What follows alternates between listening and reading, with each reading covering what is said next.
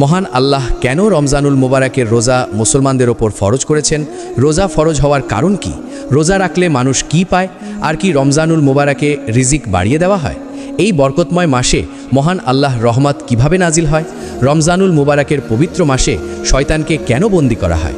এই পবিত্র মাসে মহান আল্লাহ কত লাখ মানুষকে ক্ষমা করে দেন? মহান আল্লাহ এই মুবারক মাসে তার বান্দাদের ওপর এমন কোন 5টি বিশেষ দয়া করেন যা আগে কোনো উম্মতের ওপর করেননি? রমজানের প্রতিটি পবিত্র ও বরকতময় রাতে কত হাজার মানুষ ক্ষমা পায় আর কত লাখ মানুষ জাহান্নাম থেকে মুক্তি পায়? আর কারা সেই দুর্ভাগা মানুষ যারা এই পবিত্র মাসেও ক্ষমা পায় না? আর রমজানুল মুবারাকে গুনাহ করা লোকদের ব্যাপারে হুজুর আকরাম সাল্লাল্লাহু তাআলা আলাইহি ওয়াসাল্লাম কোন কোন যন্ত্রণাদায়ক আযাবের কথা বলেছেন? প্রিয় বন্ধুরা, এই সব প্রশ্নের উত্তর কুরআন ও হাদিসের আলোকে আজকের এই ভিডিওতে আমরা আপনাদের জানাবো। তাই অনুরোধ, এই ভিডিওটি সম্পূর্ণ দেখুন এবং ভিডিওতে একটি লাইক দিন, কারণ লাইক করলে এই ভিডিও 4 দিকে পৌঁছে যায়। প্রিয় বন্ধুরা, মাহে রমজানুল মুবারাকের 4টি নাম আছে: মাহে রমজান, মাহে সাবার, মাহে মুয়াসা এবং মাহে উসাতে রিজাক। একে সাবারের মাস বলা হয় কারণ রোজাবার মহান আল্লাহ সন্তুষ্টির জন্য রোজা রেখে ধৈর্য ধারণ করে, আর মহান আল্লাহ সেই ধৈর্যের প্রতিদান দেন। যেমন মহান আল্লাহ ইরশাদ করেন, রোজা আমার জন্য আর আমি এর প্রতিদান। মাহে মুয়াসা অর্থ উপকার করা। যেহেতু এই মাসে মুসলমানরা বিশেষভাবে আত্মীয় স্বজনের সঙ্গে ভালো ব্যবহার করে এবং বেশি বেশি সওয়াব অর্জন করে, তাই একে মাহে মুওয়াসা বলা হয়। আর মাহে উসাতে রিজাক, কারণ এই মাসে মহান আল্লাহ মানুষের রিজিক বাড়িয়ে দেন এবং গরিবরাও মহান আল্লাহ নিয়ামত ভোগ করে। হজরত সাইয়েদুনা আবু সাইদ খুদরি রাদিয়াল্লাহু আনহু থেকে বর্ণিত, নবী করিম সাল্লাল্লাহু তাআলা আলাইহি ওয়াসাল্লাম ইরশাদ করেছেন, যখন মাহে রমজানের প্রথম রাত আসে তখন আসমানগুলোর দরজা খুলে দেওয়া হয় এবং শেষ রাত পর্যন্ত তা বন্ধ করা হয় না। যে কোনো বান্দা এই মোবারক মাসের যে কোনো রাতে নামাজ পড়লে মহান আল্লাহ তার প্রতিটি সিজদার বদলে ১৫০০ নেকি লিখে দেন এবং তার জন্য জান্নাতে লাল ইয়াকুব দিয়ে একটি মহল নির্মাণ করা হয়। আর আকা করিম সাল্লাল্লাহু তাআলা আলাইহি ওয়াসাল্লাম আরও ইরশাদ করেছেন, যে ব্যক্তি মাহে রমজানের প্রথম রোজা রাখে তার আগের সব গুনাহ মাফ করে দেওয়া হয় এবং সকাল থেকে সন্ধ্যা পর্যন্ত তার জন্য ৭০০,০০০ ফেরেশতা মাগফিরাতের দোয়া করতে থাকে। আর রাত ও দিনে সে যখনই সিজদা করে তার প্রতিটি সিজদার বদলে জান্নাতে এমন একটি গাছ লাগানো হয় যার ছায়ায় একজন ঘোড়সওয়ার ৫০০ বছর পর্যন্ত ঘোড়া চালাতে পারে। হজরত সৈয়দুনা আবু সাইদ খুদরি রাদিয়াল্লাহু আনহু থেকে বর্ণিত, নবী করিম সাল্লাল্লাহু তাআলা আলাইহি ওয়াসাল্লাম ইরশাদ করেছেন, 5 ওয়াক্ত নামাজ এক জুমা থেকে আরেক জুমা পর্যন্ত এবং এক রমজান থেকে আরেক রমজান পর্যন্ত মাঝখানের গুনাহগুলোর কাফফারা হয়ে যায় যতক্ষণ বড় গুনাহ থেকে বেঁচে থাকা হয়।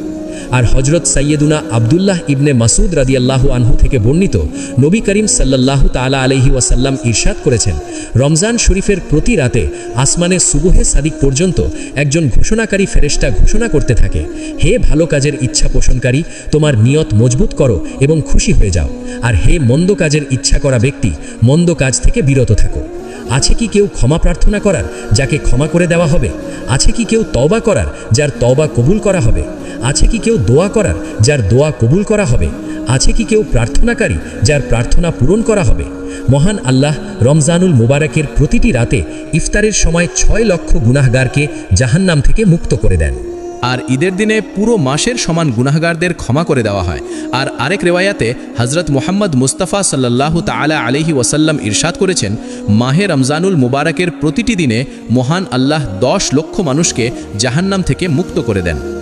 হজরত সৈয়দুনা আব্দুল্লাহ ইবনে আব্বাস রাদিয়াল্লাহু আনহু থেকে বর্ণিত, নবী করিম সাল্লাল্লাহু তাআলা আলাইহি ওয়াসাল্লাম ইরশাদ করেছেন, মহান আল্লাহ মাহে রমজানে প্রতিদিন ইফতারের সময় এমন ১০ লক্ষ গুনাহগারকে জাহান্নাম থেকে মুক্ত করেন যাদের ওপর গুনাহের কারণে জাহান্নাম ওয়াজিব হয়ে গিয়েছিল। আর জুমার দিন ও রাতের প্রতিটি মুহূর্তে এমন আরও ১০ লক্ষ গুনাহগারকে জাহান্নাম থেকে মুক্ত করা হয় যারা মহান আল্লাহর আযাবের যোগ্য হয়ে গিয়েছিল। হজরত সৈয়দুনা আব্দুল্লাহ ইবনে আব্বাস রাদিয়াল্লাহু আনহু থেকে আরও বর্ণিত, নবী করিম সাল্লাল্লাহু তাআলা আলাইহি ওয়াসাল্লাম ইরশাদ করেছেন, যখন রমজানুল মুবারাকের প্রথম রাত আসে তখন আরশে আজিমের নিচ থেকে মাসিরা নামের একটি বাতাস প্রবাহিত হয় যা জান্নাতের গাছগুলোর পাতা নাড়িয়ে দেয়। এই বাতাসে এমন সুন্দর শব্দ সৃষ্টি হয় যার চেয়ে সুন্দর আওয়াজ আজ পর্যন্ত শোনা যায়নি। এই আওয়াজ শুনে বড় বড় চোখওয়ালা সুন্দর হুরেরা বেরিয়ে আসে, এমনকি তারা জান্নাতের উঁচু প্রাসাদগুলোর ওপর দাঁড়িয়ে যায়। তখন সেই হুরেরা বলে, আছে কি কেউ যে আমাদের মহান আল্লাহর কাছে চাইবে এবং আমাদের সঙ্গে তার নিকাহ হয়ে যাবে? এরপর সেই হুরেরা জান্নাতের দরগাকে জিজ্ঞেস করে, আজ এটা কেমন রাত? তখন জান্নাতের দরগা হজরত রিজওয়ান আলাইহিসসালাম হুরদের বলেন, এটা মাহে রমজানুল মুবারকের প্রথম রাত। জান্নাতের দরজাগুলো উম্মতে মুহাম্মাদিয়ার রোজাদারদের জন্য খুলে দেওয়া হয়েছে। প্রিয় বন্ধুরা, রেওয়ায়েতে আসে যখন রমজানুল মুবারক আসে তখন নবী আকরম সাল্লাল্লাহু তাআলা আলাইহি ওয়াসাল্লামের মুবারক রং বদলে যেত। আপনি ইবাদত আরও বেশি করতেন এবং মহান আল্লাহর দরবারে খুব বেশি দোয়া করতেন। হজরত সৈয়দুনা আবু হুরায়রা রাদিয়াল্লাহু আনহু বলেন, নবী আকরম সাল্লাল্লাহু তাআলা আলাইহি ওয়াসাল্লাম ইরশাদ করেছেন, যখন রমজান আসে তখন জান্নাতের দরজাগুলো খুলে দেওয়া হয়, দোজখের দরজাগুলো বন্ধ করে দেওয়া হয় এবং শয়তানকে শিকনে বেঁধে ফেলা হয়। প্রিয় বন্ধুরা, রমজানুল মুবারকের মাস সেই মাস যাতে বান্দা মহান আল্লাহর সন্তুষ্টি অর্জন করতে পারে। এই কারণেই মহান আল্লাহ রমজানুল মুবারকে শয়তানকে বন্দী করে দেন, যেন সে আমার ও আমার বান্দাদের মাঝখানে বাধা না হতে পারে এবং বান্দারা আমার ইবাদত করে বেশি বেশি আমার নৈকট্য অর্জন করতে পারে। কিন্তু দুর্ভাগা তারা যারা এই পবিত্র মাসেও নিজেদের খায়েশের পেছনে লেগে থাকে, মহান আল্লাহর সন্তুষ্টির কাজ ছেড়ে দেয় এবং এই মুবারক মাসটাকেও গুনাহের মধ্যে কাটিয়ে দেয়। যখন মহান আল্লাহ এই পাক মাসে শয়তানকেও বন্দী করে দেন, তবুও মানুষ গুনাহে ডুবে থাকে। প্রিয় বন্ধুরা, হুজুর আকরম সাল্লাল্লাহু তাআলা আলাইহি ওয়াসাল্লাম ইরশাদ করেছেন, যারা এই মুবারক মাসেও গুনাহ থেকে বিরত থাকে না, তাদের ব্যাপারে নবী করিম সাল্লাল্লাহু তাআলা আলাইহি ওয়াসাল্লাম কি বলেছেন? হজরত সৈয়দুনা উম্মে হানি রাদিয়াল্লাহু আনহা থেকে বর্ণিত, নবী আকরম সাল্লাল্লাহু তাআলা আলাইহি ওয়াসাল্লাম ইরশাদ করেছেন, আমার উম্মত ততক্ষণ পর্যন্ত লাঞ্ছিত ও অপমানিত হবে না যতক্ষণ তারা মাহে রমজানের হক আদায় করতে থাকবে। তখন আরজ করা হলো, ইয়া রাসূলুল্লাহ, রমজানের হক নষ্ট করা আর উম্মতের লাঞ্ছিত হওয়া কি? তখন নবী আকরম সাল্লাল্লাহু তাআলা আলাইহি ওয়াসাল্লাম ইরশাদ করলেন, রমজান মাসে হারাম কাজ করা।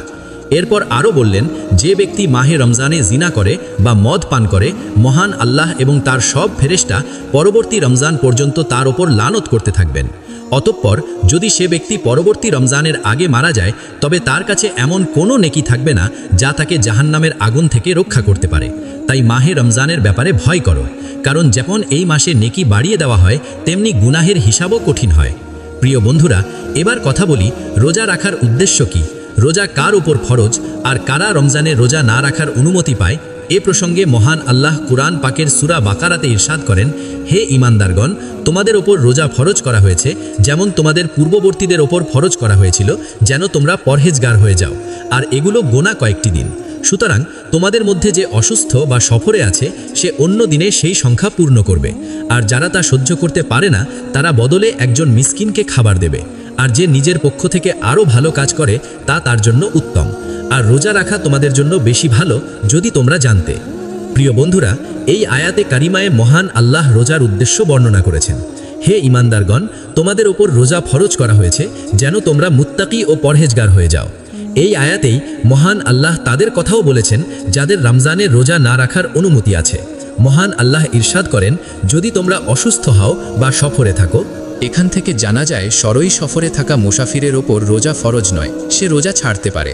আর যে এতটাই অসুস্থ যে রোজা রাখতে পারে না, তাকেও মহান আল্লাহ রোজা ছাড়ার অনুমতি দিয়েছেন। কারণ মহান আল্লাহ বলেন, আমি তোমাদের ওপর কষ্ট চাই না, সহজ চাই। প্রিয় বন্ধুরা, যেমন মহান আল্লাহ প্রত্যেক মুসলমানের ওপর নামাজ ফরজ করেছেন, তেমনি মাহে রমজানুল মোবারকের রোজাও ফরজ করেছেন। আর এটা প্রত্যেক আকিল বালেগ মুসলমান নারী পুরুষের ওপর ফরজ। এখন বন্ধুরা, রমজান শেষ হবার আগে তোমাদের এই তিনটি কাজ অবশ্যই করতে হবে। রমজানুল মুবারক মহান আল্লাহর পক্ষ থেকে দেওয়া একটি সুন্দর ও বরকতময় মাস, যা এখন আমাদের কাছ থেকে বিদায় নিচ্ছে এবং পেছনে ঈদের সুখবর রেখে যাচ্ছে। কিন্তু রমজানের শেষ দিন আসার সময় আমাদের এই তিনটি বিষয় মনে রাখতে হবে। প্রথম, শুকর আদায় করা। মহান আল্লাহ তোমাকে রোজা রাখার তৌফিক দিয়েছেন এবং পুরো মাস ইবাদতে মশগুল থাকার তৌফিক দিয়েছেন, এর জন্য অবশ্যই কৃতজ্ঞতা আদায় করো। কারণ অনেক মানুষ এমন আছে যারা রোজা রাখতে চেয়েছিল কিন্তু অসুস্থতা বা বাধ্যতার কারণে রাখতে পারেনি। তাই মহান আল্লাহ যদি তোমাকে রমজানের হক আদায় করার তৌফিক দিয়ে থাকেন, তবে তোমার ওপর শুকর আদায় করা ওয়াজিব। নম্বর 2, ইস্তিগফার। ইস্তিগফারের অর্থ হলো মহান আল্লাহর কাছে নিজের গুনাহের ক্ষমা চাওয়া। যেমন হারাম শরীফের মতো জায়গায় করা গুনাহের আযাব বহুগুণ বেড়ে যায়, ঠিক তেমনি রমজানের মতো পবিত্র মাসে যদি সওয়াব বহুগুণ বাড়ে, তাহলে আযাবও বহুগুণ হয়। আর মানুষ তো ভুল ত্রুটির পুতুলি, কখনো ইচ্ছাকৃতভাবে কখনো অনিচ্ছাকৃতভাবে ভুল হয়ে যায়। তাই আমাদের উচিত রমজান শেষ হওয়ার আগেই মহান আল্লাহর কাছে নিজের গুনাহের ক্ষমা চাওয়া, কারণ এখনও রহমতের বৃষ্টি থামেনি, এর পুরোপুরি ফায়দা তুলে নাও। নম্বর 3, ইনামের রাতের ইবাদত। ঈদের চাঁদ রাত একটি ইবাদতের রাত, যার নাম লাইলাতুল জায়জা অর্থাৎ পুরস্কারের রাত। এই রাতে মহান আল্লাহ পুরো মাসের ইবাদতের পুরস্কার দান করেন এবং বলেন, আছে কি কেউ আমার কাছে চাইবে যাকে আমি দান করব? আছে কি কেউ ক্ষমা চাইবে যাকে আমি ক্ষমা করব? এমন সুবর্ণ সুযোগ সারা বছরে আর আসে না, তাই এটাকে গনিমত মনে করো এবং শপিং বা অপ্রয়োজনীয় কাজে নষ্ট করো না। চাঁদ রাত ঘুমানোর আগে রাতের একটু সময় মহান আল্লাহর ইবাদত ও দোয়ায় কাটাও। কে জানে এই রাতটাই হয়তো তোমার জীবনের জন্য খুব গুরুত্বপূর্ণ হয়ে যেতে পারে। এই খায়েরের কথাটা ছড়াতেও অবশ্যই অংশ নাও। মহান আল্লাহর কাছে দোয়া, মহান আল্লাহ যেন আমাদের মাহে রমজানে বেশি বেশি ইবাদত করার তাওফিক দান করেন, মাহে রমজানের সব রোজা রাখার তাওফিক দান করেন এবং সেই সব খারাপ কাজ থেকে আমাদের রক্ষা করেন যেসব খারাপিতে লিপ্ত হয়ে আগের কমগুলো ধ্বংস হয়েছিল এবং মহান আল্লাহর যন্ত্রণাদায়ক আযাবের যোগ্য হয়েছিল। মহান আল্লাহর কাছে দোয়া, তার প্রিয় হাবিব হজরত মুহাম্মদ মুস্তাফা সাল্লাল্লাহু তাআলা আলাইহি ওয়াসাল্লামের ভালোবাসার মধ্যে আমাদের জীবন মরণ রসিদ করুন। আমিন ইয়া রাব্বাল আলামিন। প্রিয় বন্ধুরা, কমেন্ট বক্সে আমিন অবশ্যই লিখবেন। কে জানে কার লেখা আমিন কখন কবুল হয়ে যায়। আমরা আবার দেখা করব পরের ভিডিওতে। ততক্ষণ পর্যন্ত আসসালামু আলাইকুম।